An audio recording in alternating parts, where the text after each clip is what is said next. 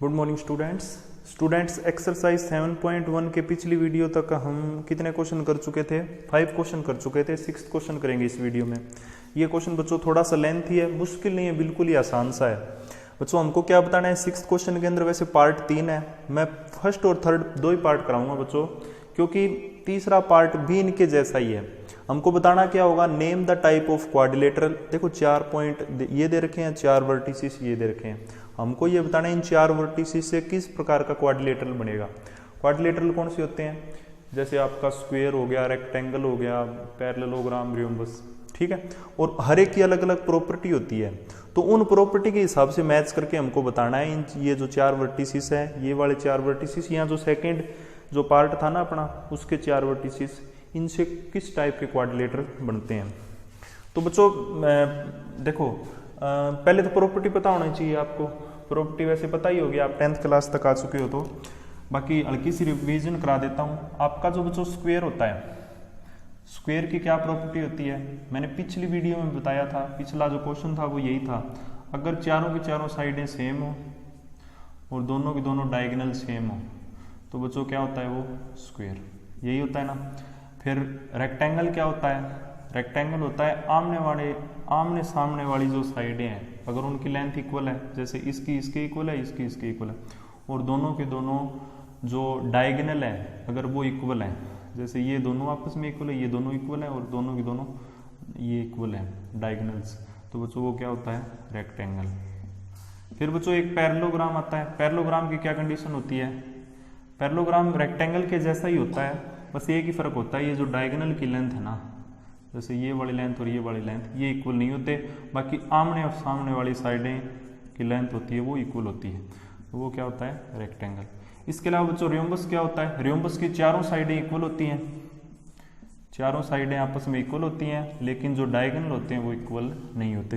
तो बच्चों ये प्रॉपर्टी आपको पता होना चाहिए इस क्वेश्चन को करने से पहले। बाकी फॉर्मूला वो का वो लगना है, जिस हिसाब से हमने पिछले क्वेश्चन किए थे वैसे ही होने हैं, बिल्कुल ही आसान से है। ये 2 पार्ट में करा रहा हूँ, तीसरा खुद कर लेना, अगर ना हो तो कमेंट के अंदर लिख देना भी सर ये दूसरा पार्ट और कराओ, वो भी आपको करवा दिया जाएगा।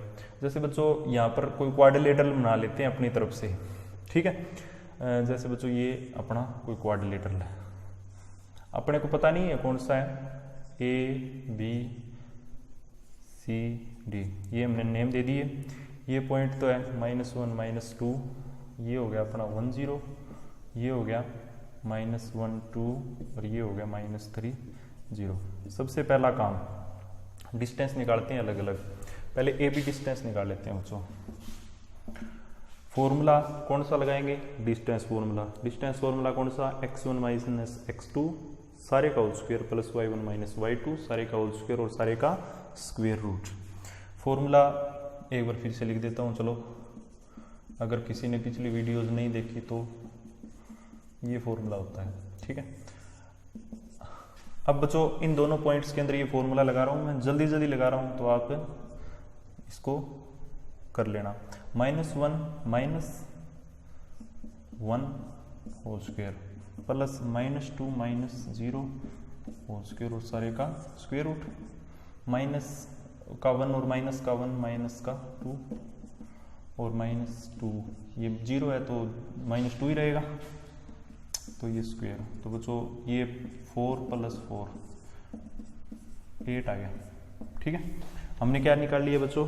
एक वैल्यू निकाल ली, कौन सी? हमने बच्चों कौन सी वैल्यू निकाल ली है? एक ये जो वैल्यू है ना अपनी AB निकाल ली। अब इसके बाद कौन सी निकाल लेते हैं? BC निकाल लेते हैं। BC मतलब ये वाली। तो BC के अंदर भी डायरेक्ट सीधी मैं ये फॉर्मूले के अंदर वैल्यू पुट करता हूँ, 1 -1 का होल स्क्वायर प्लस 0 -2 का होल स्क्वायर। तो ये माइनस माइनस क्या हो जाएगा बच्चों? प्लस, तो 2 का स्क्वायर प्लस -2 का स्क्वायर, तो 4 + 4, तो ये भी बच्चों कितना हो जाएगा? √8। मतलब ये डिस्टेंस √8 अब इसको निकालते हैं, -3 -1 सारे का होल स्क्वायर प्लस 0 -2 सारे का होल स्क्वायर रूट। तो ये माइनस माइनस प्लस, तो 3 माइनस 3 प्लस 1 माइनस 2 का होल स्क्वायर प्लस माइनस 2 का होल स्क्वायर, सारे का स्क्वायर रूट। तो ये 4 होगा और ये भी 4 होगा और कितनी वैल्यू आ जाएगी, √8।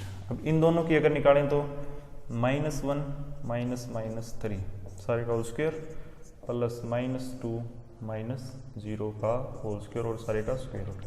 माइनस माइनस ये क्या हो जाएगा बच्चों, प्लस, तो 2 का स्क्वायर प्लस -2 का स्क्वायर सारे का स्क्वायर रूट, तो 4 + 4 8। इसका मतलब क्या हो बच्चों, चारों की चारों साइडें क्या है, सेम। चारों की चारों साइडें क्या है, सेम। अब क्या निकाल लेते हैं, डायगोनल और निकाल लेते हैं। तो डायगोनल से अपने को पता चल जाएगा, चारों साइडें सेम तो 2 क्वाड्रिलेटरल की होती है ना, कौन कौन से की, एक तो रोम्बस की और दूसरी स्क्वायर की। इसका मतलब यहाँ तो ये स्क्वायर है, यहाँ क्या है, रोम्बस। तो पहले बच्चों ये AC निकाल लेते हैं, -1 माइनस माइनस 1 का होल स्क्वायर प्लस -2 माइनस 2, ठीक है, इसका होल स्क्वायर। तो ये माइनस माइनस प्लस, तो ये क्या हो जाएगा बच्चों 0, और यहाँ पर -4 का स्क्वायर, तो बच्चों 16 का स्क्वायर, ये बच्चों 4 हो गया, ठीक है। तो एक डिस्टेंस तो कितना आ गया, 4। अब ये वाला निकालते हैं, तो -3 माइनस 1 का स्क्वायर प्लस 0 माइनस 0 का स्क्वायर और सारे का स्क्वायर। तो -4 का स्क्वायर प्लस 0, तो 0 लिखो ना लिखो, तो 16 का स्क्वायर रूट 4। तो बच्चों देखो ये डायगोनल दोनों क्या आगे सेम, दोनों डायगोनल सेम है और चारों की चारों साइडें सेम है, तो इसको हम क्या कह सकते हैं, ये स्क्वायर है, ठीक है। क्लियर हुई ये बात आपको।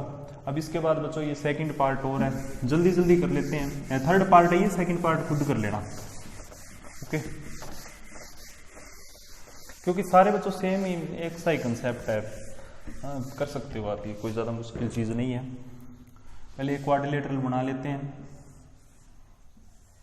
बना लिया, ये 4 5, ये 7 6 4 3 1 2।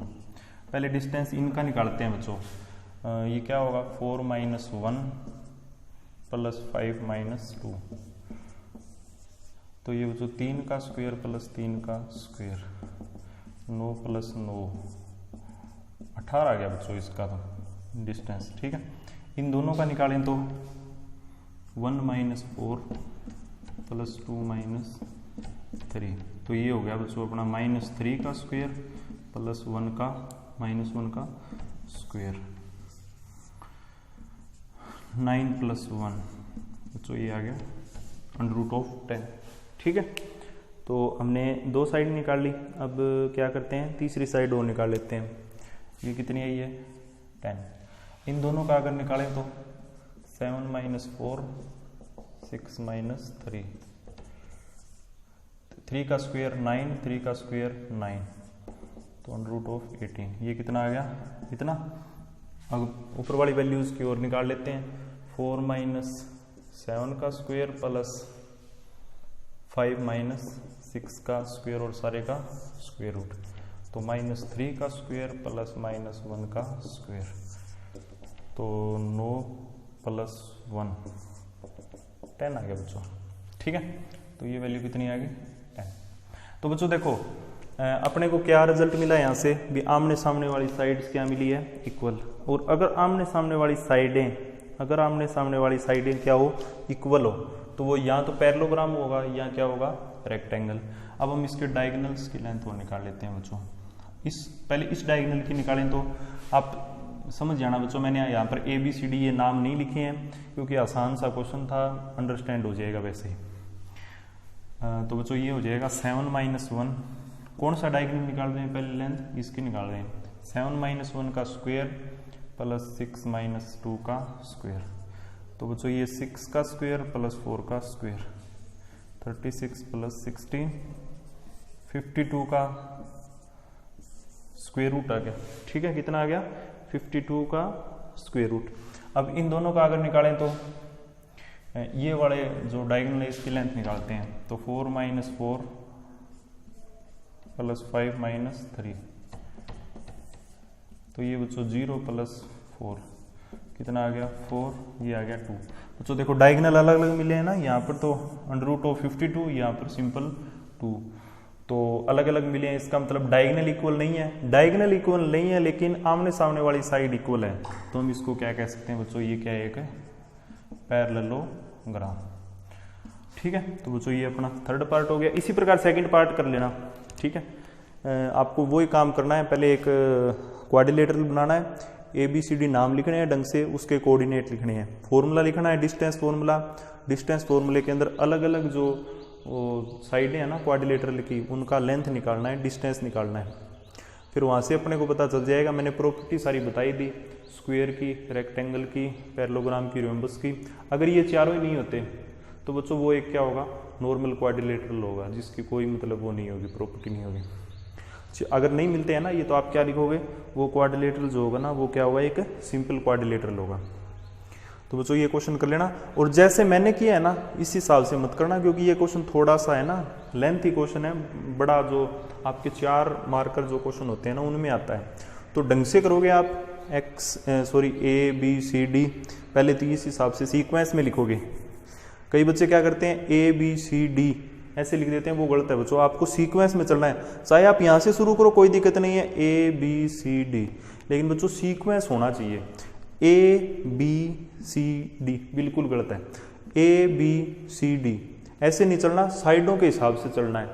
एक साइड लेके फिर डायगोनल की तरफ मत चलना, क्योंकि फिर सिस्टम बिगड़ जाएगा सारा का सारा। क्योंकि अगर चारों पॉइंट ही आपने सही जगह नहीं किए तो फिर आप क्वाड्रिलेटरल को कैसे बता सकते हो, चाहे आपका फिर फॉर्मूला सही हो, वैल्यू सही पुट करिए, वो गलत हो जाएगा। सीक्वेंस जरूरी है। ठीक है, सीक्वेंस कैसे लेके चलोगे आप, छोड़ो, सीधी सी बात है, ABCD। अब 4 पॉइंट है, इनको